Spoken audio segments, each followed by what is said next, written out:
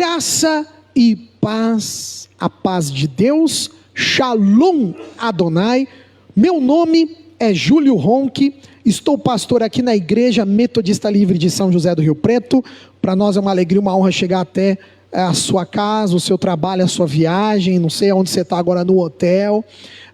Esse é o canal da Igreja Metodista Livre de Rio Preto. Inclusive já peço, aproveita e inscreva-se no nosso canal, @IMEL Rio Preto. Estamos também nas principais redes sociais, né? No Facebook, no Instagram, no YouTube, no X, e você segue as nossas páginas para estar conectado com a gente, as informações. O tema dessa mensagem, fala para quem está do lado, Dia Internacional da Mulher. A gente vai celebrar, em que pese foi ontem o Dia Internacional da Mulher, mas hoje nós vamos falar sobre ele e nós vamos falar com o subtema a importância do ministério feminino. O nosso querido Bispo Hildo, uma pessoa muito iluminada, né? O bispo sempre com uma palavra de fé, de tanta alegria e de tanto amor. O bispo, durante essa comemoração do Dia Internacional da Mulher, o nosso querido Bispo Hildo fez um estudo, que inclusive depois nós vamos disponibilizar, tá já lá no WhatsApp, depois vou colocar lá no Facebook também da igreja. E a questão do ministério feminino, ela provoca muitos debates, né, intensos. Alguns enxergam, de certa forma, passagens bíblicas, limitando o papel da liderança feminina. Porém, para a honra e glória do Senhor, nós, metodistas livres,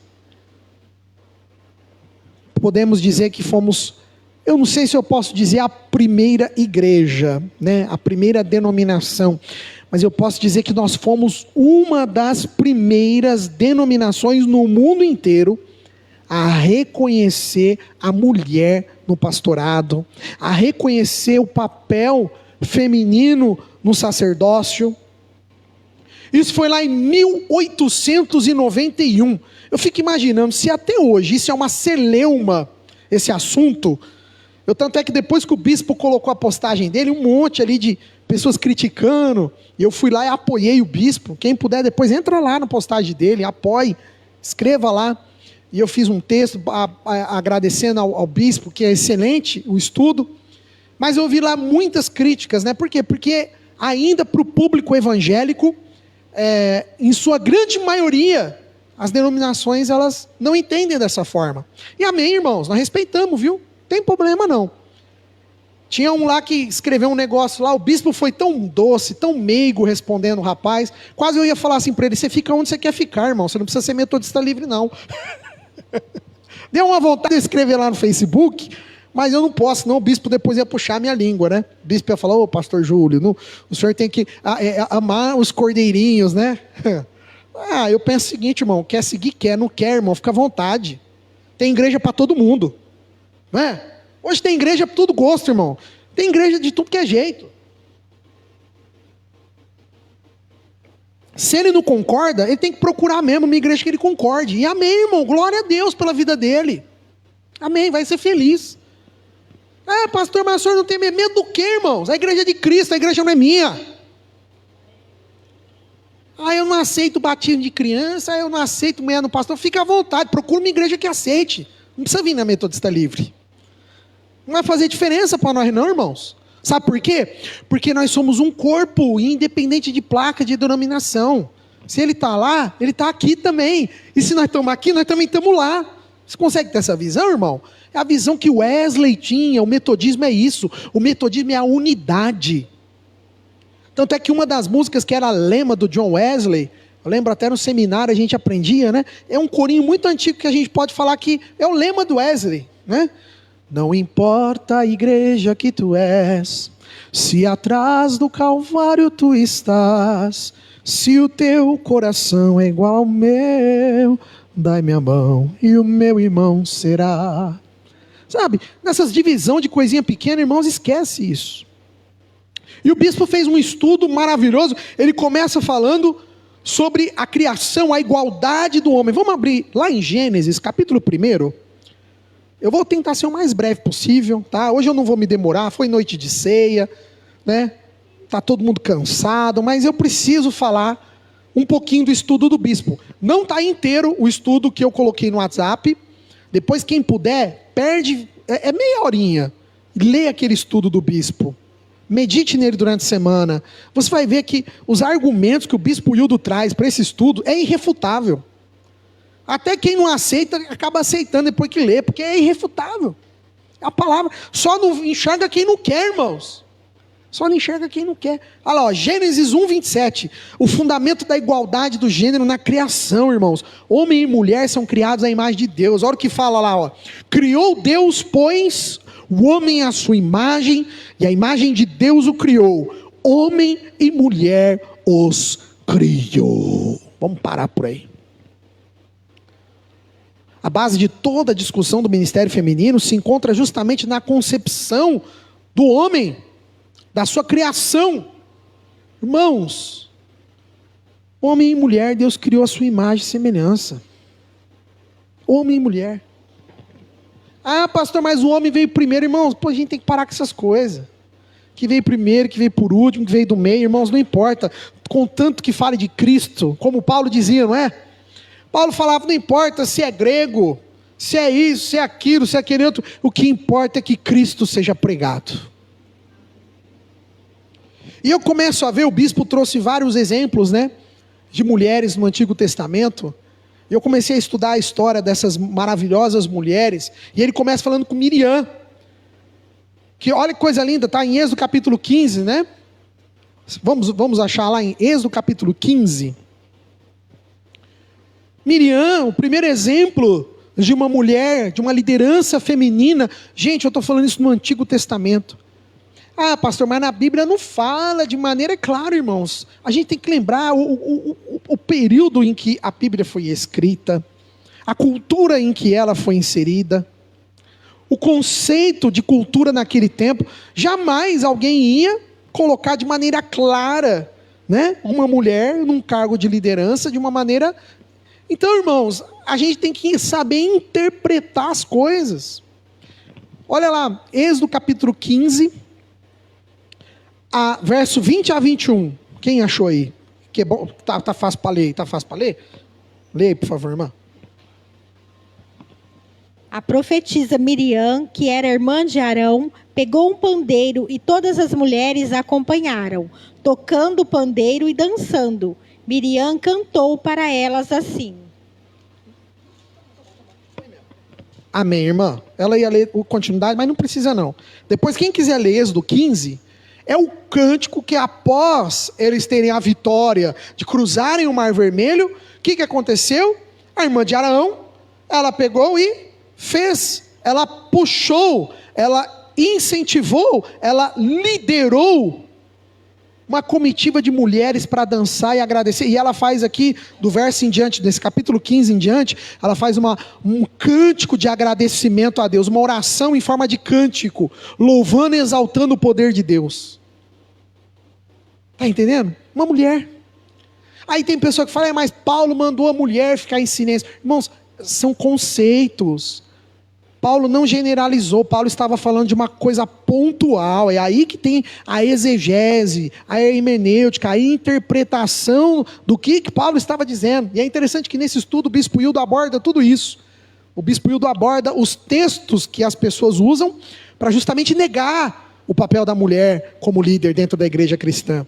E ele vai falando texto a texto, o bispo Hildo vai explicando que a gente precisa interpretar, não é simplesmente um versículo ali à parte, que vai desencadear toda uma estrutura. Não, as mulheres têm um peso enorme. O segundo exemplo que o bispo Hildo traz para nós, Débora, a juíza e profetiza com a autoridade de Israel, está lá em Juízes capítulo 4. Quem puder abrir para ler, Juízes 4, verso 4. Débora exerceu autoridade sobre Israel, inclusive ela tomou decisões militares, presta atenção, irmãos, tomou decisões militares, julgava as contendas do povo. Alguém achou aí? Só levantar a mão que eu vou aí. Juízes 4, verso 4. Achou aí no fundo? Vamos lá. Ô glória. Aleluia. Débora, mulher de Lapidote, era profetisa. era também juíza dos israelitas naquele tempo. Havia uma palmeira entre Ramá e Betel, na região montanhosa de Efraim. Débora sentava-se debaixo dela, e os israelitas vinham até ali para que ela julgasse as questões que eles traziam. Deus abençoe, irmã. Está entendendo, irmãos? Olha que coisa interessante, irmãos.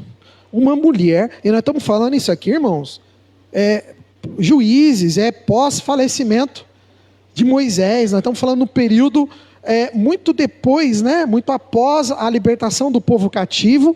Só que ainda nós estamos falando de um tempo muito lá atrás, irmãos. De uma sociedade ainda patriarcal, totalmente machista e masculina. Mas que ainda assim Débora foi escolhida pelas mãos do Senhor para julgar a contenda do povo hebreu. Olha que interessante. Débora. Um abraço para Débora. Deus abençoe, Débora. Outro exemplo que o bispo Hildo dá para nós, lá em 2 Reis, capítulo 22. Hulda, outra profetisa, essa foi consultada pelo rei Josias, cujas palavras dela foram determinadas. Vocês lembram que nós fizemos um estudo do rei Josias? Será que vocês vão lembrar? Tem coisa que eu falo, a pastora Suzy fala assim, nossa, mas como que você lembra isso? Você falou faz tanto tempo. Hoje eu lembrei uma palavra que o pastor Cleiton, quando ele esteve aqui pregando, e ele falou em casa uma coisa, eu lembrei, pastor Cleiton, se ele estiver assistindo um dia aí, ó, um abraço, pastor Cleiton, saudades. Eu lembrei de uma palavra que ele falou. Ela falou, nossa, mas você lembra as coisas lá? Eu falei, eu lembro. E eu lembro desse estudo que eu fiz sobre Josias, porque eu trouxe aqui para a igreja. Teve um período que a gente estava fazendo um estudo legal sobre alguns reis importantes de Israel. Eu sempre falei que Davi, né? Salomão, Davi, Josias e Ezequias eram reis importantes para Israel. E é interessante que Josias, ele foi o rei que instituiu importantíssimas reformas para o povo de Deus. Porque lembra que quando começou a administração dos reis, entrava um rei durante 7 anos, que era um rei justo e adorava ao Senhor, aí tudo ia bem. Aí aquele rei morria, o filho dele assumia, aí aquele rei durante 7 anos servia aos ídolos, aos deuses, e aí o povo de Israel sofria durante 7 anos, lembra? O povo de Israel, o povo, né? E aí vinha outro filho dele, outro rei que adorava, e Josias foi um caso desse. Ele pegou um reino de seu pai, totalmente destroçado pela hipocrisia religiosa, ele conseguiu reestruturar militarmente e religiosamente Israel. Olha a importância de Josias. Olha aí, quem achou aí, Hilda, 2 Reis 22, 14, quer ler aqui? Só levantar a mão. 2 Reis, capítulo 22, verso 14. Achou aí? Achou? Então lê aí, Bens.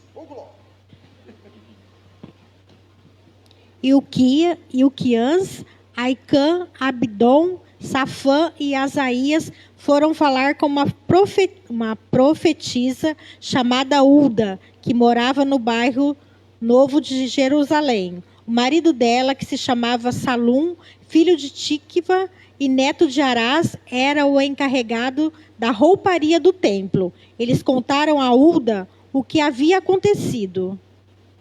E ela lhes disse que voltassem e dessem ao rei a seguinte mensagem: Eu, o Senhor, Deus de Israel, vou castigar a cidade de Jerusalém e todo o seu povo, como está escrito no livro do rei, que o rei leu.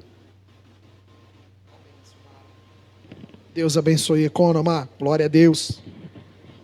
Está entendendo, irmão? Depois, quem quiser continuar o texto, grifa aí na tua Bíblia, põe marca a página. Continua o estudo para você entender o que ela falou para o rei Josias. E o impacto do que essa mulher profetizou para esse rei transformou a nação de Israel, irmão. Você tem noção disso? Olha a importância da palavra de uma mulher. Deus levantou mulheres, irmãos, mesmo numa cultura fortemente patriarcal. Esse momento ainda era muito forte o patriarcalismo, mostrando que Deus não restringe papéis de maior ou menor relevância, mas Deus, ele usa aquele que está disposto a ser usado ou usada. Aleluia. E aí o bispo, o estudo dele é muito grande, não dá para a gente falar tudo, mas eu gostaria de falar um pouquinho das mulheres no tempo de Jesus. Por quê? Porque foi com Cristo que o papel feminino realmente foi transformado. Até então, as mulheres em pese algumas delas foram usadas, como a gente acabou de ver alguns exemplos, né? Só que se nós formos ver a quantidade de homens que foram usados, foi muito superior, não foi? Foi. Mas no tempo de Jesus, ele dá uma abertura numa coisa maravilhosa com a família que eu sempre falei de Marta, Lázaro e Maria. Ele tinha essa família como amigos, né, muito próximos de Jesus. Lázaro, Marta e Maria, eles eram realmente... E olha que interessante, em Lucas, não vamos abrir não, mas está lá em Lucas 10:38. Quando ali explica que Marta estava assentada aos pés do Senhor. Irmãos, naquele tempo, só podia se assentar aos pés de um rabi quando ele estava ensinando quem fosse seu discípulo. Só poderia sentar-se ao pé, aquilo demonstrava que a postura daquela pessoa, ela era recebida como aluno daquele rabi, daquele mestre.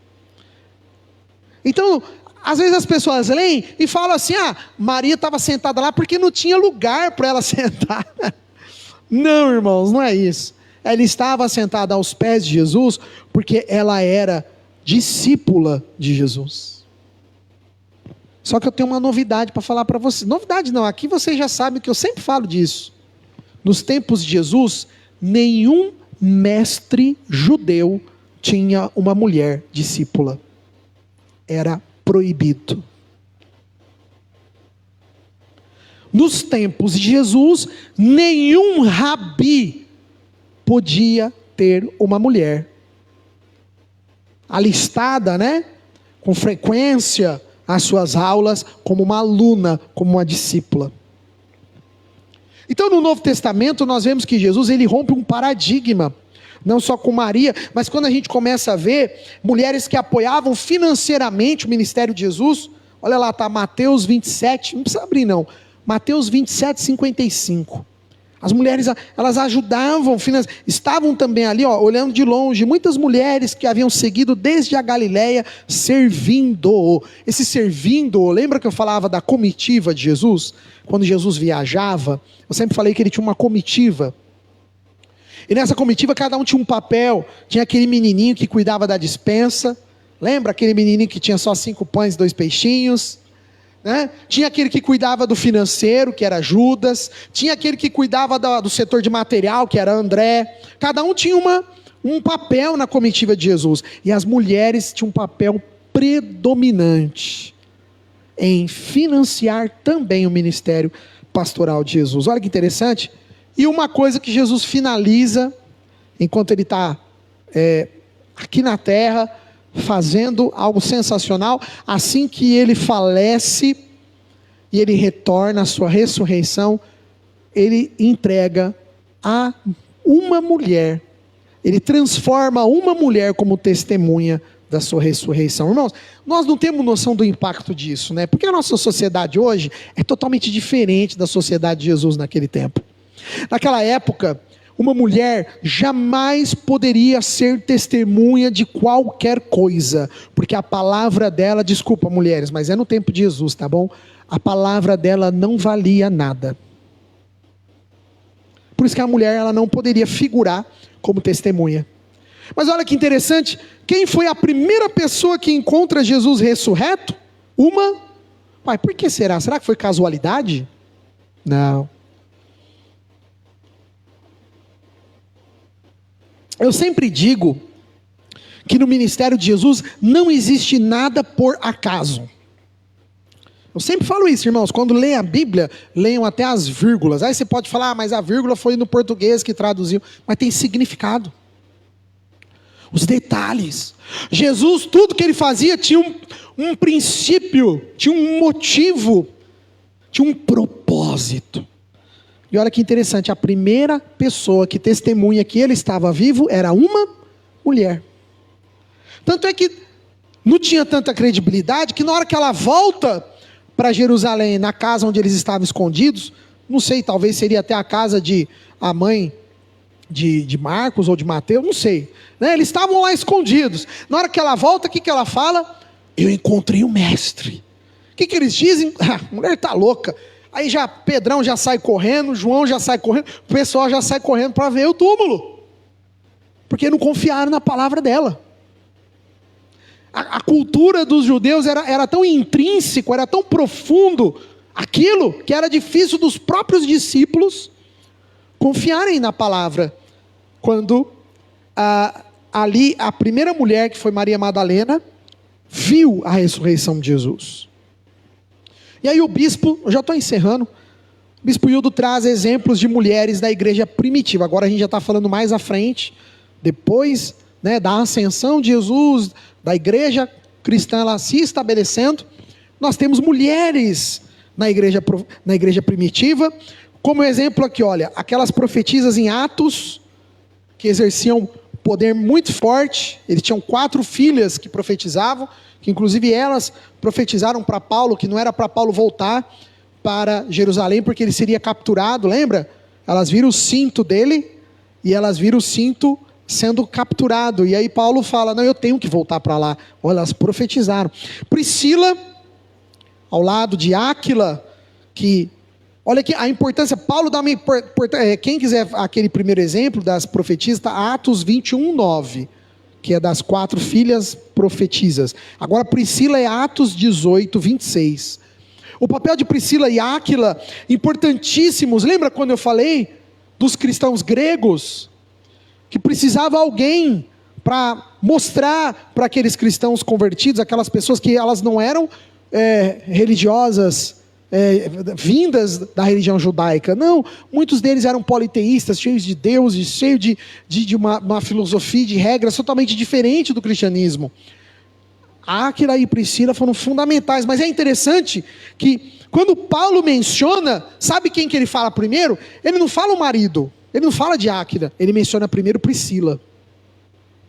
Olha a importância da mulher, né? Paulo podia ter falado primeiro sobre Áquila, mas ele fala ali da importância de Priscila. Outra cristã importantíssima, chamada Febe, ou Fibe, né? Eu acho que é Febe.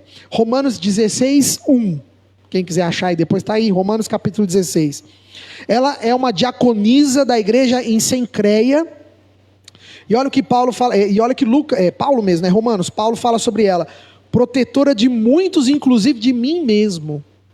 Provavelmente essa mulher valorosa defendeu a vida de Paulo, sustentou a vida de Paulo, abençoou. Outros exemplos, tem muito, o bispo trouxe um monte. Depois tem Evódia e Sintique. Depois o bispo falou também, tem a mãe, ele falou também da mãe de Timóteo. Olha, tem muita mulher importantíssima para a gente falar da igreja primitiva. Mas o que eu quero falar para você, quais são os desafios atuais que nós cristãos, principalmente as mulheres, enfrentam. Quando falamos, né, de aplicação prática, a primeira coisa é nós reconhecermos os dons femininos. Os dons, mulheres que compõem a grande maioria das igrejas. Se você pegar a membresia das igrejas, quase que em sua maioria, sempre são mulheres. Você pode ver, são as mulheres que muitas vezes que iniciam para o evangelho, depois elas vão levando a família toda, mas são as mulheres. O bispo fala também de um desafio do fortalecimento missionário. A facilidade que a mulher muitas vezes tem para ir em certos lugares. A missionária, a mulher ela pode alcançar uma evangelização, um discipulado muito mais efetivo. E que nós temos que respeitar as diferenças culturais, nós metodistas livres. Então, não é porque nossa denominação consolida o pastoreio feminino, que nós devemos, como eu posso dizer, não respeitar as denominações que não o fazem. O bispo diz que isso também é um paradigma que nós precisamos respeitar. Então a igreja que não aceita, amém, irmãos, glória a Deus. É como eu disse no início, tem igreja para todo mundo. Tem maneiras diversas de fé para serem abordadas. E respeito a essas diferenças culturais é essencial. Por quê? Porque a base do metodismo livre é isso, é liberdade. Então a pessoa também tem liberdade para achar que o que ela acha que não é. Isso é ser metodista livre. A liberdade. A liberdade dela também não concordar com o que a gente pensa. Não tem problema. A sociedade é livre. É isso que nós metodistas livres pregamos. Só que também nós pregamos o respeito àquilo que nós também acreditamos. Então também pregamos o respeito. É mútuo, né? E assim, eu tenho hoje uma homenagem a fazer. O mouse não está aqui não, né? Você pode pegar o mouse para mim, fazendo favor, irmã? Eu tenho uma homenagem hoje para fazer às mulheres. Quero agradecer a pastora Suzy, que com carinho foi atrás e preparou todo um... Poder avisar as crianças se está pronto lá das mulheres. As crianças, a pastora Suzy preparou com tanto amor e carinho.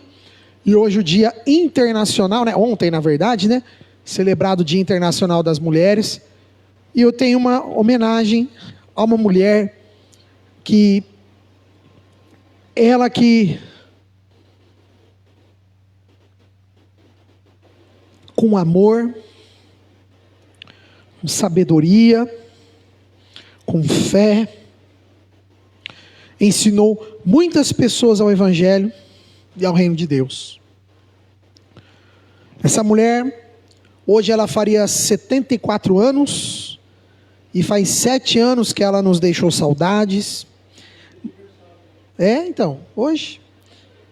E além de inúmeros ensinamentos, dos quais ainda hoje eu prego nesta igreja, e procuro viver dia a dia, esse Jesus preponderante que um dia ela nos ensinou, com muita humildade, simplicidade.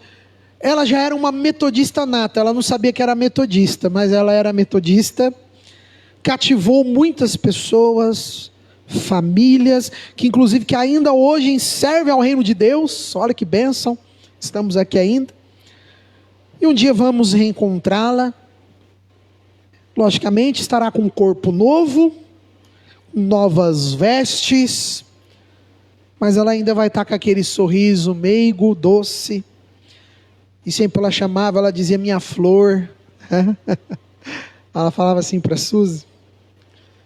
E aí nós poderemos matar saudades, que a nossa querida irmã e diaconisa Vera, que sempre seja lembrada nos nossos corações, e ela simbolizando todas as mulheres da nossa denominação, da nossa igreja local, da igreja metodista livre, todas as mulheres que com tanto carinho, com tanto amor, continuam firmes, né? Fazendo as suas famílias, levando as suas famílias, como a Silmara disse, oração. São os pilares, né? As mulheres são as colunas, são as vigas de muitas famílias. E assim fica aqui a nossa homenagem à nossa querida irmã Vera, que está ali com o Isaac, ó. Olha lá, Isaqueu, é você, ó, com a vovó. E que assim, através da vida da minha mãe, que hoje faria, né, 74 anos, e que assim fique essa chama no nosso coração, de que nós, com Deus, né, com esse Jesus preponderante, nós podemos continuar firmes com eles, igreja. E assim, a sala infantil, eu já agradeci, pastor, o teu carinho, por você ter preparado o mimo, né, para as mulheres. E eu vou terminar a live, porque agora nós vamos orar, e a gente tem a LGPD, e aí eu tenho que respeitar a LGPD, mas eu quero agradecer você que está de casa. Nós vamos aqui orar pelas mulheres, vamos entregar esse mimo para as mulheres, e que Deus abençoe todas as mulheres em nome de Jesus. Que Deus abençoe o seu lar, a sua família, a sua vida, o seu trabalho. Mulheres muitas vezes guerreiras, né, que carregam muitas vezes sozinhas o fardo de uma família, da criação dos filhos. Mas pode ter certeza, irmãos, que Deus, Ele está atento a todos nós. Deus abençoe a vida de todas vocês. Parabéns, Minas, em nome de Jesus.